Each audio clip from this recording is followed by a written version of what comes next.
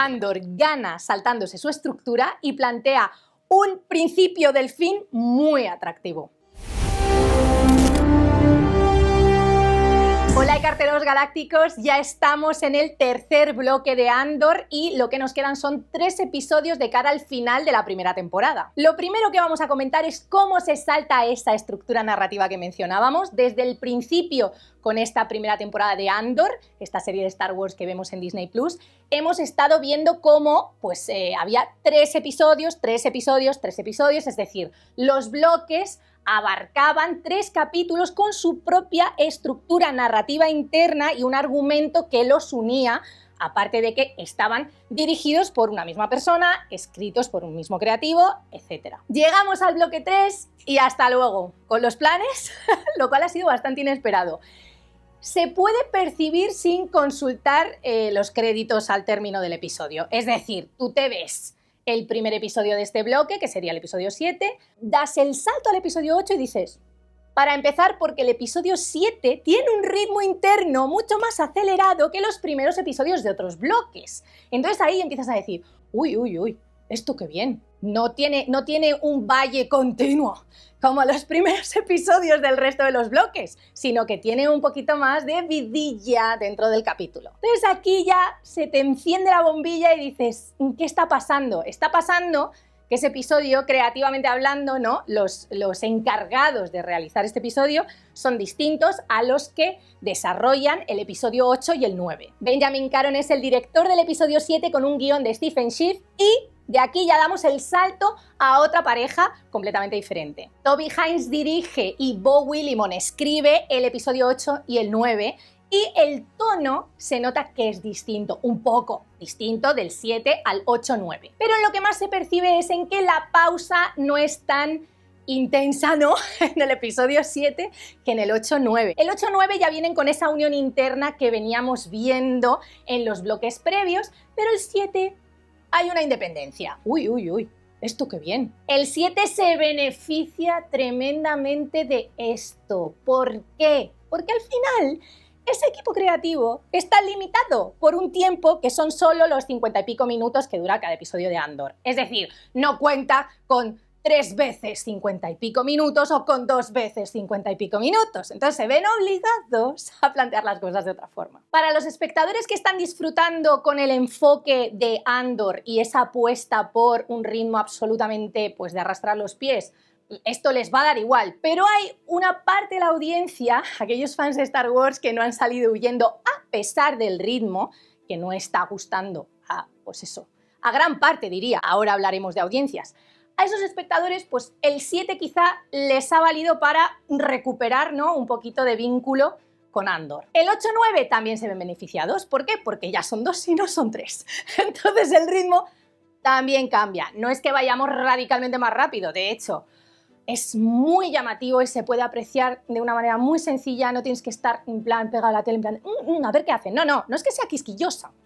Es que, por ejemplo, en todas las escenas de la cárcel, recordemos que Andor ahora de repente está encerrado, el pobre Cassian, todas las escenas de la cárcel en el episodio 8 llegan a hacerse tediosas, arrastran los pies. Es cierto que es necesario que se tomen su tiempo para asentar una sensación, ¿no?, un sentimiento, para que la opresión sea palpable al espectador. Entiendo el objetivo, pero creo que gana al siguiente episodio, en el episodio 9, cuando ya introducen un elemento de tensión que por lo menos tira de ti en todas esas escenas de la cárcel. La caída progresiva de Olaf lo que hace es mantenernos al límite porque sabes su destino desde el principio, le estás viendo, no va a acabar bien. Además, no solo por el perfil de la serie, que ya ha dejado claro que aquí hemos venido a sufrir y que va a estar muy pegada a un realismo durito, sino porque es notable desde el principio la dirección de este personaje. Entonces, tú estás en tensión, estás al borde del asiento porque dices, vamos a ver cómo se resuelve el destino, ¿no?, de Olaf y qué consecuencias tiene. A este respecto me voy a adelantar y voy a dar un salto para decir que el final del 9 me ha encantado y me parece absolutamente superior a El Ojo. Uy. esto qué bien. El ojo que tantos aplausos se llevase, bueno, tenía un clímax interesante desde el punto de vista de que había una situación límite. Aquí tenemos otra situación límite, pero con la que conecto emocionalmente. El ojo me parecía que con ese alejar el foco a lo que sucedía con los nativos y luego acercarse, ¿no? Esa alternancia que estaba diseñada para que tú aguantases mejor la tensión como espectador y para prolongarla a lo largo de todo el episodio, a mí me sacaba bastante. Entonces, en comparación, aquí tenemos a Olaf, que te mantiene atado todo el rato porque, claro, la empatía es algo que funciona muy bien en el caso de este desenlace tan trágico. Gran parte del éxito de esas escenas en Narkina 5 es sin duda el trabajo de Andy Serkis. Su personaje Kino es fantástico. Pongo en duda, de hecho, fíjate cómo será para mí la interpretación que hace o cómo enfoca su papel, que pongo en duda que esto venga de guión. Me parece que Serkis lo que hace es sacarle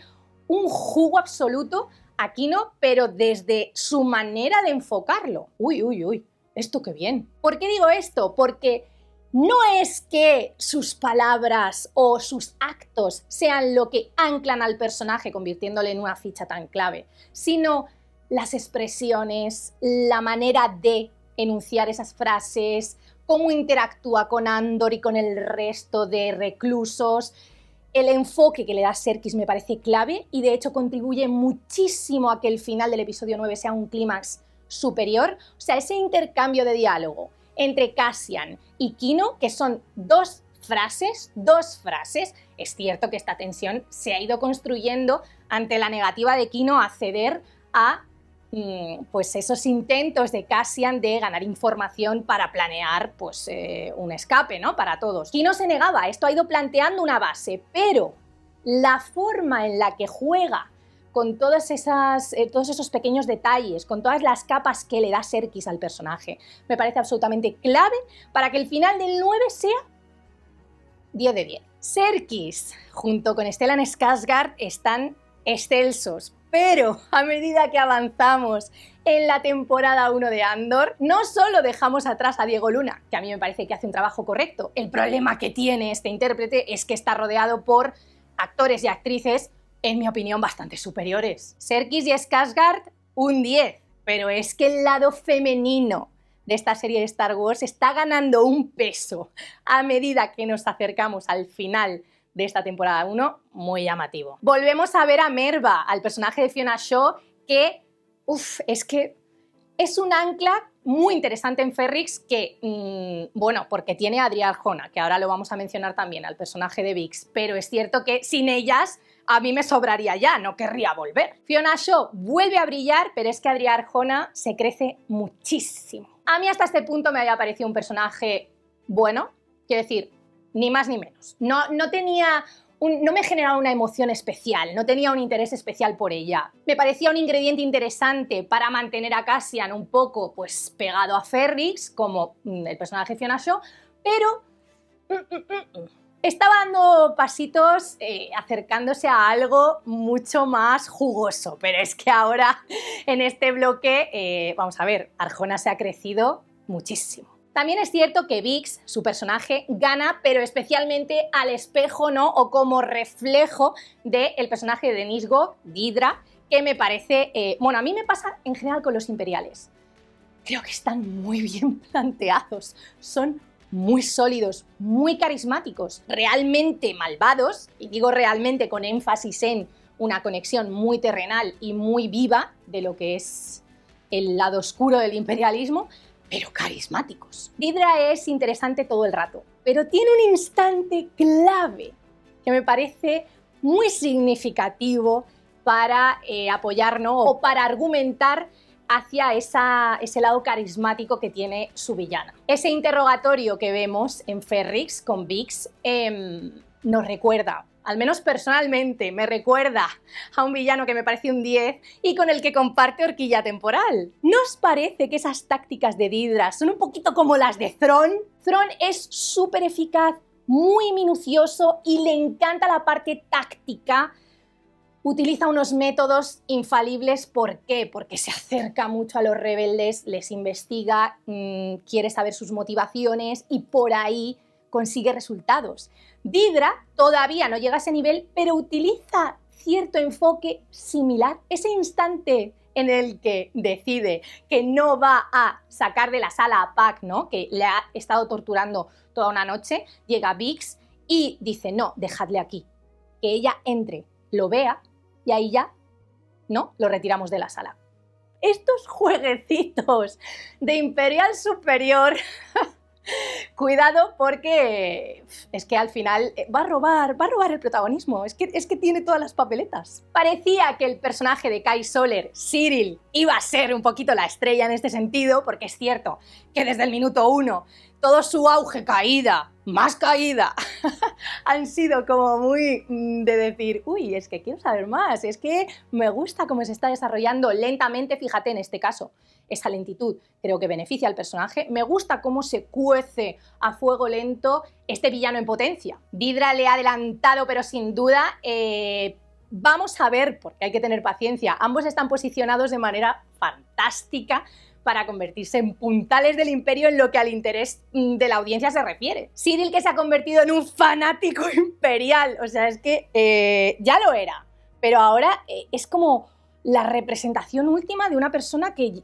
no ve, no piensa, no razona, está cegada por una fe en algo que verdaderamente desconoce. Cyril, que decide que la mejor vía de acción para él, ¿no?, para mejorar su situación precaria actual, es acosar a Deirdre, le suelta algo así como que solo con estar en su presencia se ha dado cuenta de que la vida merece la pena otra vez.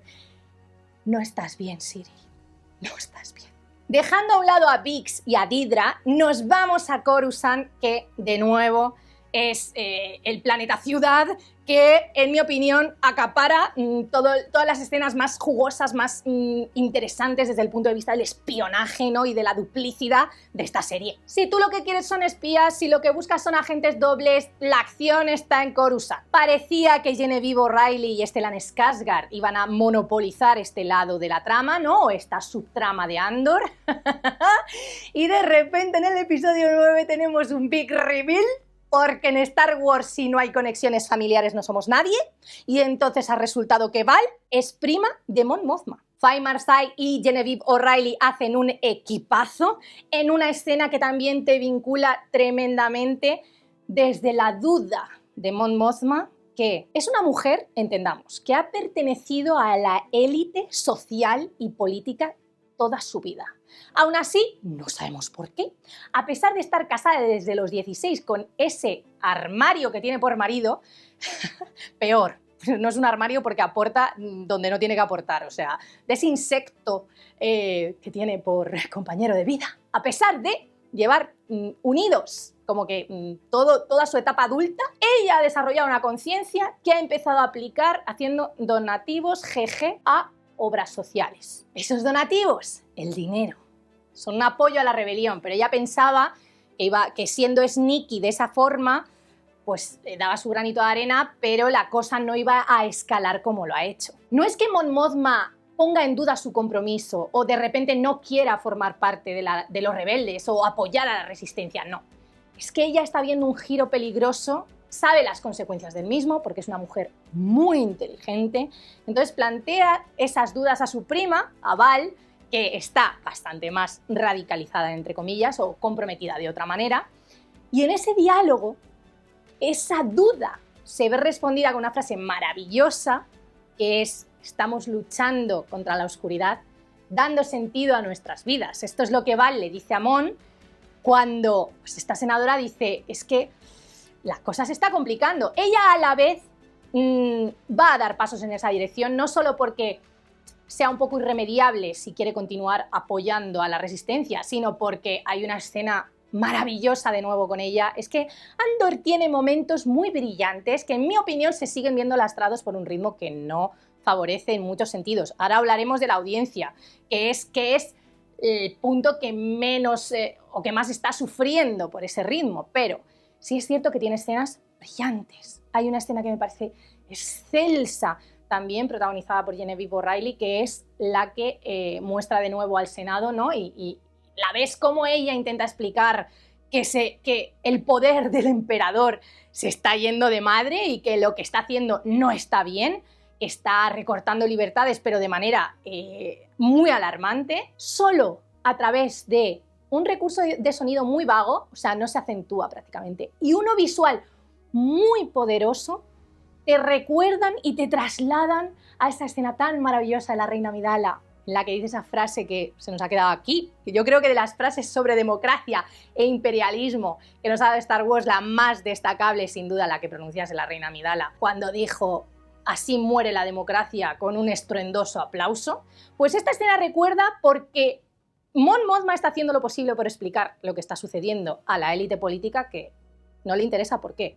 Porque ellos son privilegiados, no quieren perder ese privilegio. Entonces, vemos cómo empiezan a apagarse las luces en esa sala, que es la forma en la que tienen sus compañeros de decir: no me interesa lo que estás diciendo, por mí que el emperador siga protegiéndonos. Hay otra conversación sobre el peligro supuesto en el que se encuentra la élite, ¿no?, de Coruscant, que es como: no te estás viendo amenazado, ¿sabes? Mon Mothma ya no sabe cómo explicarlo. Total, que de nuevo estas intrigas políticas es lo que más brilla absolutamente de la serie, pero es que además estamos dando pasos hacia una dominancia femenina increíble, en este sentido y en todos. Uy, uy, uy, esto qué bien. También es cierto que el equilibrio era necesario. ¿Por qué? Porque en Narkina 5, en Narkina 5 solo tenemos hombres, entonces para que no se nos hiciera espeso, ¿no?, y para que hubiera una paridad en estos episodios, había que dar por otro lado cancha a las mujeres, tanto imperiales como de la resistencia. A Mon Mothma le salta la alarma. ¿Por qué? Porque vemos rápidamente las consecuencias del robo en Aldhani, que son una fuerza mayor por parte del imperio, ¿no?, una opresión mucho más significativa, un cambio en la manera de gestionar las cosas, que es precisamente lo que provoca que Cassian termine encerrado por no hacer nada. ¿Y tú qué has hecho? Nada. Respuesta de su compañero de celda, entre comillas: ahora llegan muchos por aquí que vienen como tú. No han hecho nada. Skarsgård, ¿no?, el personaje de Stellan Skarsgård, Lucen, era el único consciente, o al menos el único que ha vocalizado esa impresión. Era el más próximo a intuir que efectivamente la consecuencia de Aldhani para el imperio iba a ser esa, pero él subraya que es algo que necesitan porque la mayoría de la población, los que no están a lo mejor aún inmersos en una lucha activa, se habían acostumbrado, entre comillas, a esa manera de opresión del imperio que ya era como una rutina. ¿Cómo despertamos de eso y damos más pasos hacia un refuerzo de la resistencia? Pues lamentablemente yendo a peor. En la línea de cómo se está recibiendo Andor, la crítica sigue absolutamente encantada. Aquí no hay sorpresas porque la visión se está manteniendo constantemente a lo largo de Andor y su propuesta es muy sólida, su afinidad o digamos su moralidad sigue manteniéndose intacta y sigue planteándose en una dirección concreta, con lo cual si la prensa especializada había alabado esta visión de Tony Gilroy, no iba a cambiar esta situación. Lo que sí destaca esta semana con este último episodio, con el 9, es cómo la mayoría de los críticos avanzan una subida de cara a los 3 últimos episodios. Es algo que se puede percibir. Hay críticos que ya dicen que claramente la temporada 1 va a cerrar convirtiéndose en una de las mejores demostraciones de un guión potente, interesante, desde Los Últimos Jedi, Rogue One, etc. La verdad es que comparto esta opinión, más allá de que yo tenga mis cuestiones con el ritmo y piense que hay escenas absolutamente soporíferas aún en esta serie. La trama consigue atraer, consigue vincular, consigue mantenerte ¿no?, deseando saber qué va a suceder con las fichas en este tablero tan inestable. ¿Pero cómo está el público? Mal, fatal, muy mal. Comentábamos en vídeos previos que ya se estaba percibiendo una audiencia bastante baja para Andor. No teníamos todavía los datos de Nielsen, con lo cual teníamos que comentar con datos no tan fiables como Nielsen, que es el medidor de audiencia por excelencia. Ahora por fin tenemos los datos de la semana del 19 al 25 de septiembre. Recordemos que Andor se estrenó el 21 con 3 capítulos. En esta semana logró Andor colarse en el top 10. No. Cuando menciono ese top 10, hablo del general. ¿En qué top 10 sí logró colarse esta serie de Star Wars? En el de los originales para streaming. Una de las principales diferencias, para que nos entendamos, entre uno y otro, pues hombre, en el de originales para streaming no compite con La Casa del Dragón, por empezar por algún punto. Entonces, en originales para streaming se posicionó en un top 6. En los datos de la siguiente semana, del 26 al 2, Andor se ha mantenido en ese sexto puesto de los originales en streaming. Con lo cual, aquella primera reflexión que hiciéramos con los datos del estreno, a lo mejor hay que retocarla. Hubo muchos especialistas o parte de la prensa especializada razonó ante aquel estreno que quizá había espectadores que ni siquiera se habían visto los 3 primeros episodios, que por las cifras, por esos 624 millones de minutos vistos, daba la sensación de que había espectadores que no habían llegado al capítulo 3, que se habían bajado en el 1 y el 2, que son llamativamente lentos. Ahora, con la lectura de la siguiente semana, claramente no parece ser este el caso, parece ser más bien que los pocos espectadores que se subieron a Andor al principio pues se han quedado con Andor. Ya veremos cuál es la progresión de cara a los siguientes episodios para Nielsen. Para contextualizar, Obi-Wan Kenobi, que no es de las series más aplaudidas de Star Wars, recordemos, se lanzó con 1.000 millones de minutos vistos, frente a los 624 que mencionábamos de Andor. En contraposición, el libro de Boba Fett se lanzó con 389 minutos vistos. A ver, esta comparativa hay que cogerla con pinzas. ¿Por qué? Porque el libro de Boba Fett lanzó un único episodio, frente a 3 de Andor. Yo creo que desde Disney Plus ya eran conscientes de que Andor necesitaba esos 3 episodios, ese primer bloque, lanzar ese primer bloque compacto para intentar enganchar con el final del tercer episodio. Pero aún así la lectura aquí es muy sencilla.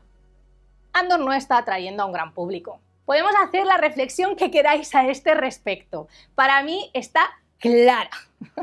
La base de Andor no es un entretenimiento como el que veníamos viendo en Star Wars. Es una base radicalmente diferente. Andor apuesta por gustarse a sí misma la mayor parte del tiempo. De hecho, tiene secuencias en las que varios imperiales se dedican a hablar entre sí como si fueran la cosa más posh de la historia, que se alargan en el tiempo. Esto frente a una franquicia que nos tiene acostumbrados a escenas no tan largas de diálogo, a una acción, a un enfoque más liviano, no tan denso, no tan realista. Es que es algo muy distinto. Me apetece reiterar que estoy absolutamente a favor de Andor. Me encanta que se esté disfrutando tanto de Andor desde una parte del sector de fans de Star Wars. Es cierto que no se siente tan amplio porque hay muchos espectadores, fans y no fans, que se han caído debido a lo que comentábamos, pero creo que hay espacio en esta saga para una variedad y me parece que al final Andor va a aportar una cosa que le viene muy bien a Disney Plus y a Lucasfilm. Cuidadito que no todo es audiencia, hay ya muchos fans absolutamente devotos de Andor, preocupados porque, como no se está viendo la serie, pues de repente Star Wars vuelva a hacer esas cosas que hace no tan buenas. Os lo he edulcorado, hay un poquito más de radicalismo porque ¿por qué hay ciertos espectadores que para alabar Andor tienen que echar tierra a todo lo demás? Nunca lo entenderé, simplemente son cosas diferentes. De nuevo, si quieres disfrutar de la parte liviana de la rebelión, en esta misma horquilla temporal tienes Star Wars Rebels. Si te gusta más realismo, sentir el dolor del Imperio, ver verdaderamente lo que supone para la gente en su día a día la existencia del Imperio, tienes Andor. No me parece que estén reñidas, pero bueno, esos espectadores están preocupados porque dicen, es que como Andor nos está viendo, nos vamos a perder nuevas propuestas de Star Wars que estén así de bien escritas y planteadas. Bueno, es válida esta reflexión, pero tenemos que recordar que Andor aporta otras cosas a Disney Plus, a Lucasfilm. Andor ya nos trae prestigio. Esto está muy bien. ¿Por qué? Porque al final la conversación en torno a la calidad también tiene peso a la hora de desarrollar más productos dentro de una franquicia. Les pasa a todas. Marvel necesita unos apoyos, unas críticas positivas. Star Wars no escapa a esto. Además, veníamos de una serie que a la crítica no le había gustado tanto o no de forma tan unánime como es Obi-Wan Kenobi. Aquí estamos con una sólida apuesta de la crítica por Andor y esto viene genial para decir, oye, en Star Wars hay calidad de verdad. Pero más allá de esto, ¿para qué nos viene bien? Los premios.